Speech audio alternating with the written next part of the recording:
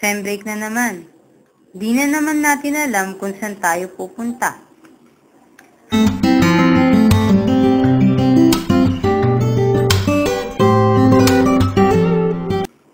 High Street, nakakasawa na. Swimming sa sea breeze, nakakasawa na. Welcome to Barangay Maharlika, where you can find like this kind of living. Tahimik, malinis,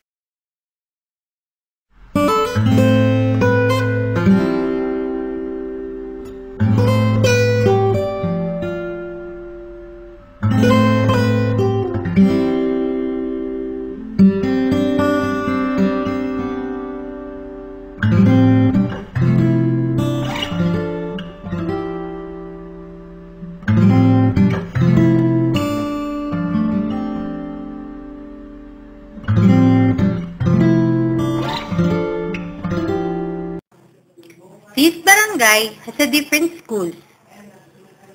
Maharlika Elementary School has a different kind of students. Pantay-pantay daw ang mag-aaral dito. Kasi nga daw dahil, sabi nga daw, lahat daw tayo ay Pilipino, Muslim man, Kristiyano man, kahit ano ka, pag nag-aaral ka sa lugar na to, sa school na to, pantay-pantay ko rin sa'yo.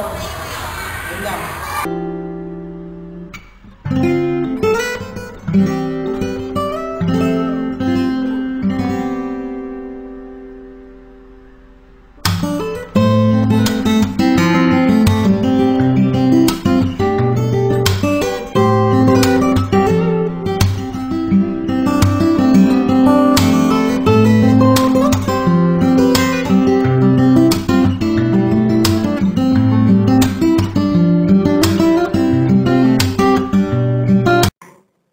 Madrasa or Muslim school ay pwedeng mag-aral ang anumang relihiyon dito.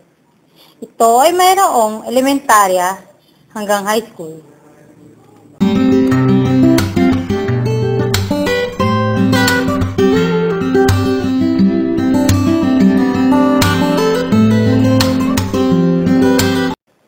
With the friendly faces of the residences tulad nito, ito, at ito,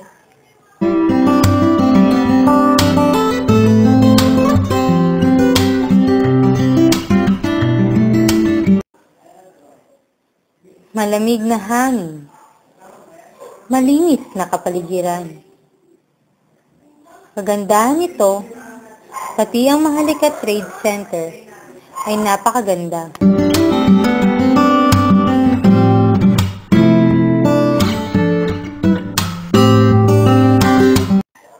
Police Station.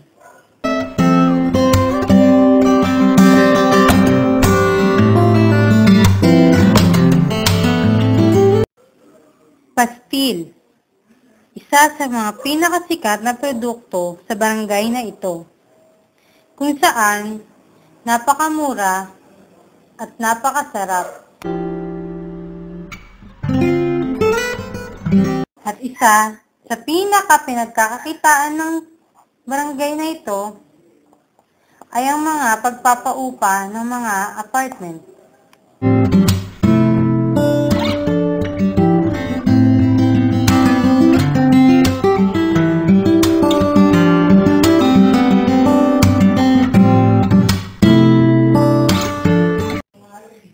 Dahil nga lagi nagkakagulo sa Maguindanao, ang mga taong ayaw madamay doon ay nagsisisiksikan dito.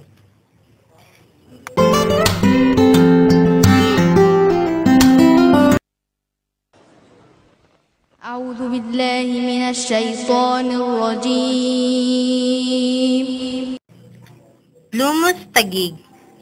One of the landmark of Taguig is the Blue Mosque.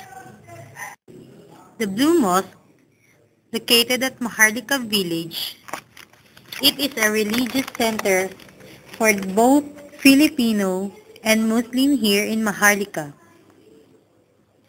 Ito ay dinisenyo ni Angel Nakpil